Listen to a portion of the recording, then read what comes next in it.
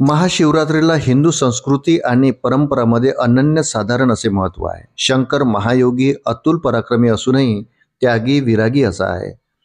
बुधवार दिनांक 26 फेब्रुवारी रोजी महाशिवरात्री आहे. संपूर्ण देशात महाशिवरात्री मोठ्या प्रमाणावर साजरी केली जाते. लाखो भाविक शिव मंदिरात जाऊन विशेष पूजन, जलाभिषेक, रुद्राभिषेक करतात. शंकराचे नामस्मरण, उपासना, मंत्राचा जप केला जातो. शिवपूजनात जलाभिषेक, रुद्राभिषेक करण्यासह बेलपत्र अर्पण करणे शुभ मानले जाते. परंतु यासाठी काही योग्य पद्धती सांगितल्या आहेत, त्याबाबत आपण जाणून घेऊया. व्हिडिओत पुढे जाण्या अगोदर आपण कमेंटमध्ये ओम नमः शिवाय आवर्जून लिहा.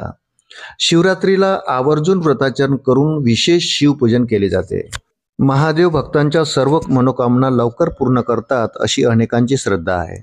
महाशिवरात्रीला शिवपूजन केल्याने चौपट अधिक फळ मिळते असे म्हणतात. महादेवाची पूजा करताना शिवलिंगावर अभिषेक केला जातो. शिवपिंडीवर कोणत्याही दिवशी अभिषेक करता येतो. मात्र महाशिवरात्रीला त्याचे महत्त्व अनेक पटीने वाढते. महाशिवरात्रीला केलेला अभिषेक खूप फलदायी मानला जातो. अनेक जण रुद्राभिषेकही करतात. महादेवावर अभिषेक करताना गंगाजल, दूध, जल, पंचामृत आदीचा वापर केला जातो. बेलपत्राशिवाय भगवान शिवाची पूजा अपूर्ण मानली जाते. अभिषेक केल्यानंतर शंकराला बेलपत्र अर्पण करावे. बेलपत्रासोबत भांगाचे पान, धोत्र्याचे पान, फळ या व्यतिरिक्त गोंगलाचे फूल वाहण्याची विदर्भात परंपरा आहे. दक्षिण भारतात महाशिवरात्रीला शंकराला निळी कमळे वाहण्याची प्रथा आहे. त्याचप्रमाणे अशोकाची पाने, आवडीची पाने, कण्हेरीची पाने, कदंबाची पाने, ब्राह्मीची पाने, आघाड्याची पाने शिवशंकराला शिवपूजनाच्या वेळी वाहली जातात.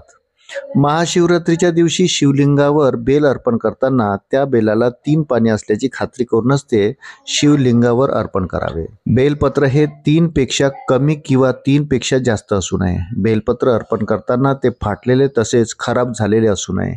3 पाने पूर्ण असावीत असे सांगितले जाते. शिवलिंगाला अभिषेक करताना पाण्याचा प्रवाह मंद गतीने असावा. अभिषेक अतिवेगाने करू नये.